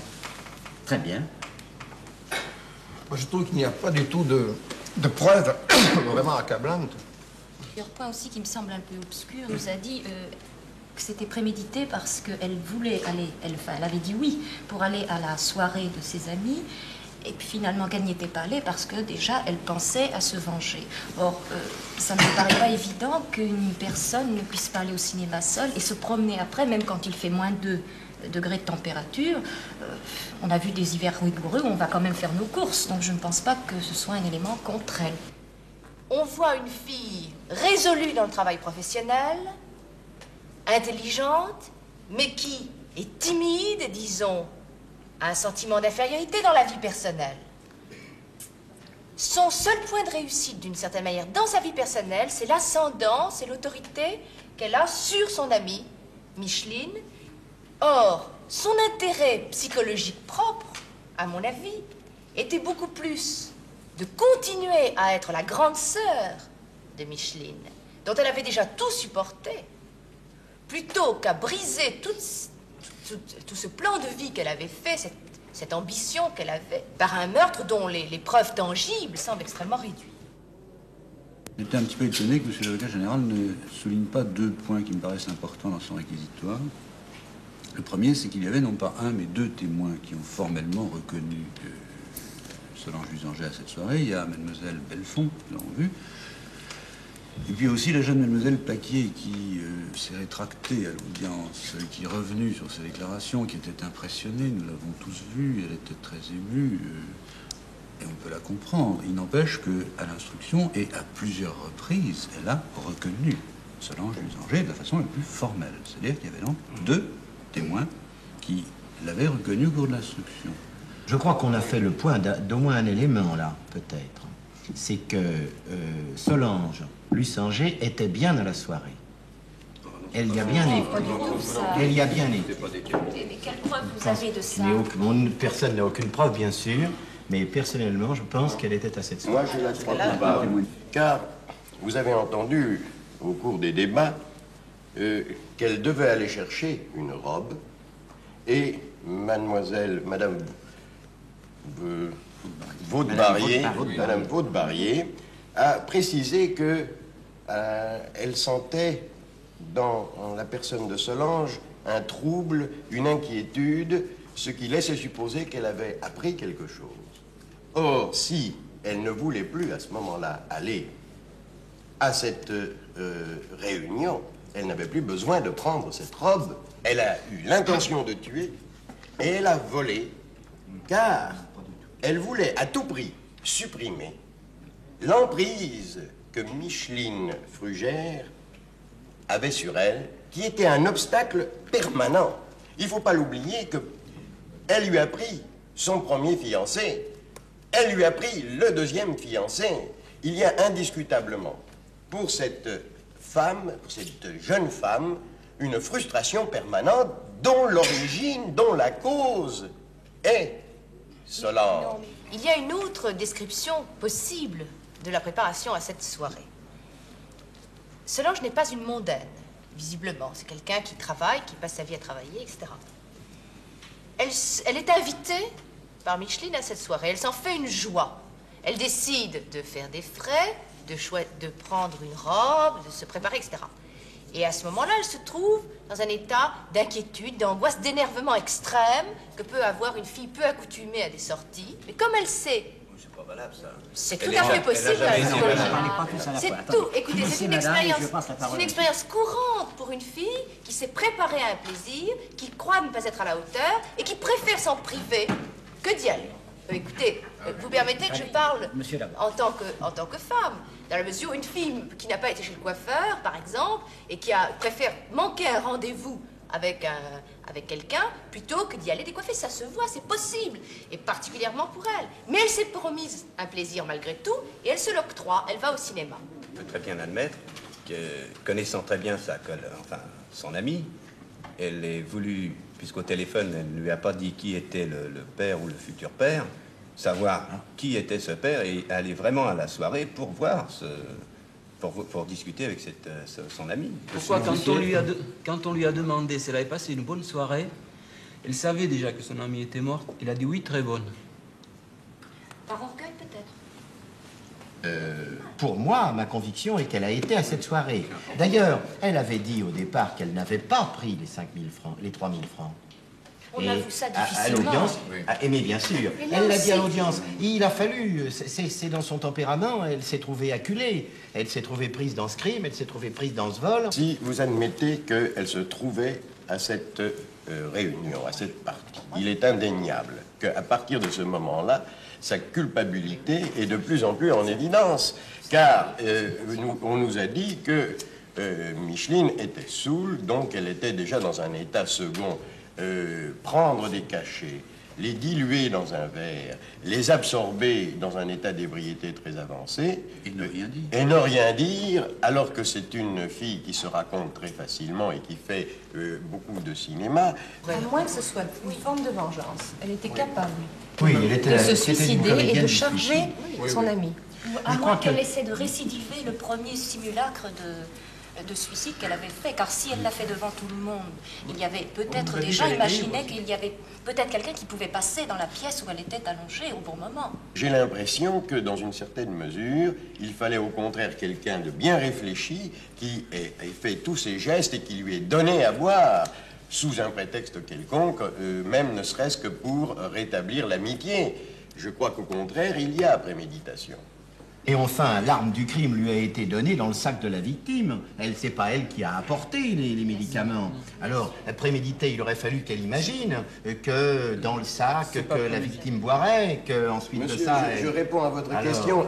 Tout le monde savait que dans ce sac, il existait des médicaments dangereux, car Micheline le répétait à tout le monde. Oui. Donc elle le savait forcément. Il fallait qu'elle imagine que dans cette soirée, elle se trouverait dans des circonstances particulières pour, etc.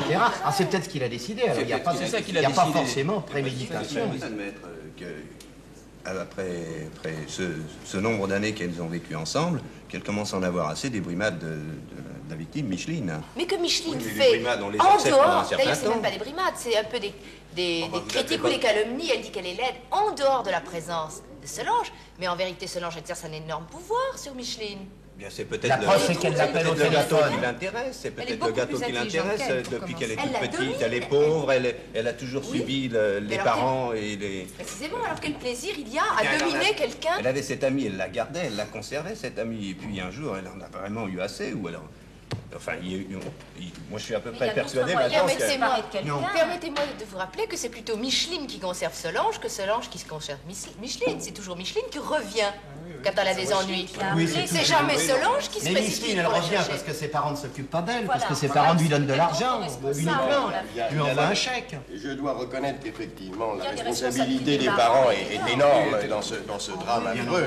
Il est énorme parce qu'en fait, cette fille a été littéralement abandonnée, mais abandonnée d'une façon, on dirait presque... Vous parlez de Micheline Frugère. De Micheline, ah oui. Elle a été abandonnée complètement par ses parents. Le père qui a l'air de ne même pas savoir ce que représente sa fille, ni ce qu'elle fait, ni rien du tout. Il ne comprend pas. Il ne comprend pas. Mais en fait, pour revenir à Solange, il y a tout de même un fait que vous venez de démontrer tout à l'heure, car vous avez émis des doutes en ce qui me concerne. Solange a menti. Elle a menti plusieurs fois. Elle a menti en ce qui concerne le vol de cet argent. Elle a maintenu jusqu'à la dernière minute qu'elle ne l'avait pas pris. Et à un moment donné, quand elle a vu son père, elle a senti que son père était bouleversé à cette idée, elle a dit « j'ai volé cet argent ». Il y a tout de même quelque chose qui est surprenant, voilà un mensonge flagrant, n'est-ce pas?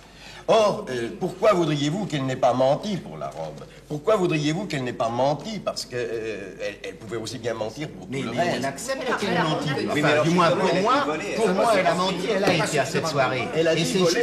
Mais elle a J'ai menti. repris l'argent, non, elle a dit j'ai volé. Monsieur l'assesseur, elle a menti. Et elle a menti plusieurs fois, quant à moi, puisqu'elle a été à cette soirée. Donc elle a menti pour la robe, donc elle a menti pour le cinéma, donc elle a menti pour beaucoup de choses. Les gens du Sang alors auraient dit oui, j'y étais, pourquoi continuerait-elle à nier? Croyez-vous qu'elle aurait été beaucoup plus coupable si elle avait dit oui, j'ai été à cette soirée? Croyez-vous qu'il fallait apporter autant de preuves à ce moment-là? Mais je crois au contraire que le fait qu'elle dise qu'elle n'aille pas à cette soirée est beaucoup plus grave pour elle, parce qu'elle démontre effectivement qu'il y a le besoin de cacher quelque chose.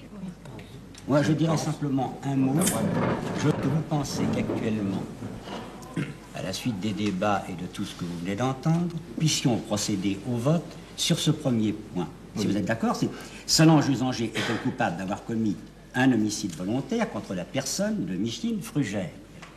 Oui pour la culpabilité, non si vous avez un doute. Alors, vous, si vous voulez, nous votons.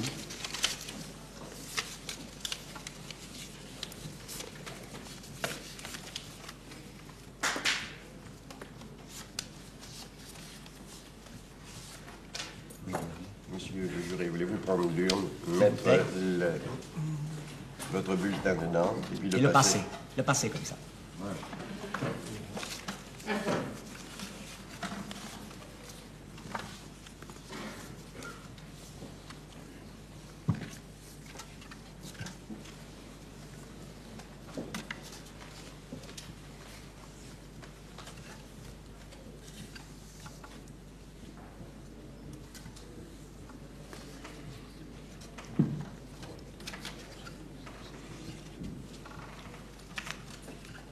Vous fermez l'urne, puis vous nous la repassez.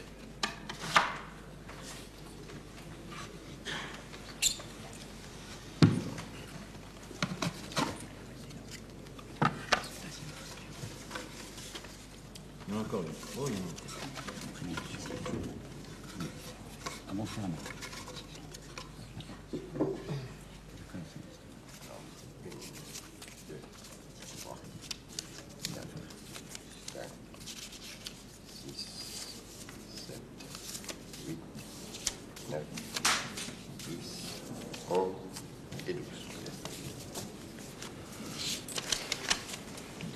Voulez-vous noter? Oui, une fois. Non.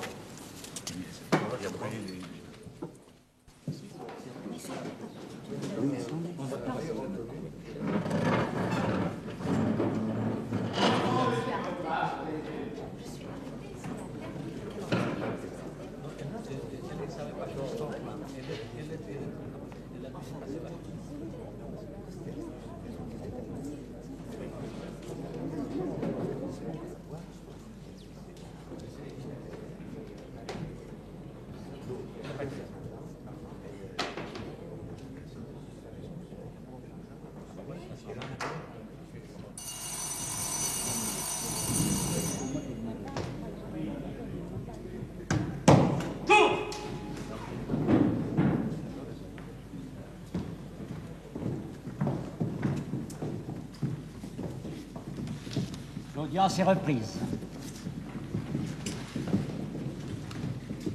Accusé, levez-vous. Voici les réponses aux questions et l'arrêt délibéré en commun. À la question sur la culpabilité de meurtre, la réponse a été non.